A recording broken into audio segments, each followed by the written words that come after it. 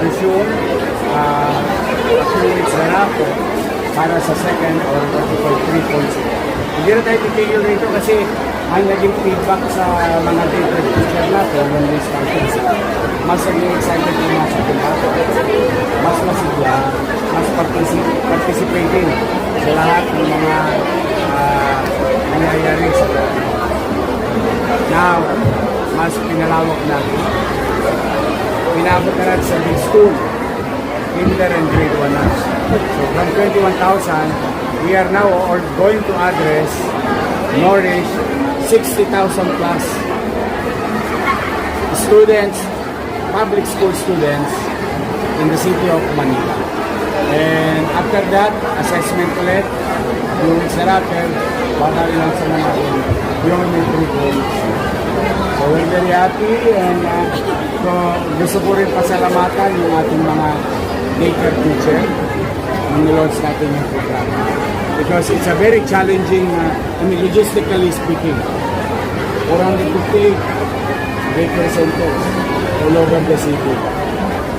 Paano na-distribute yung fresh milk around the farm. And I owe it to them. Now, hopefully, on top of the 450 plus daycare, the big school will now participate. Elementary school will now participate in the Maya pa, i-update namin ko about ano magiging so, magkukumbin kami after the department level. Sir, tungkol lang po dun sa may ban ang ginagawa pong Cebu patungkol sa mga cellphones. Kayo po ba meron po tayong plan? Well, those are things in play, no?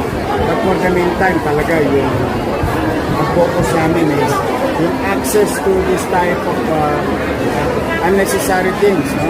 The materials, what we call deadly weapon, should not be present in our institution or educational institution. Whether primary, secondary, tertiary level.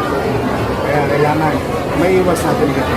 It may not be a perfect solution, but it will lessen the probability of having it, the presence of those May marching orders kayo, sir, sa mga... Yes, bigat. Subject din for expulsion.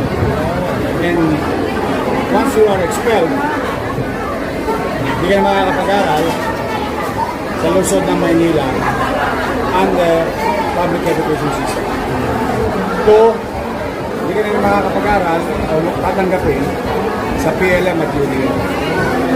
So, it's on your own risk. So, the parents should payuhan talaga nila ang kanilang magulang. Kasi kung hindi, ang kanilang anak, payuhan nila ang kanilang anak.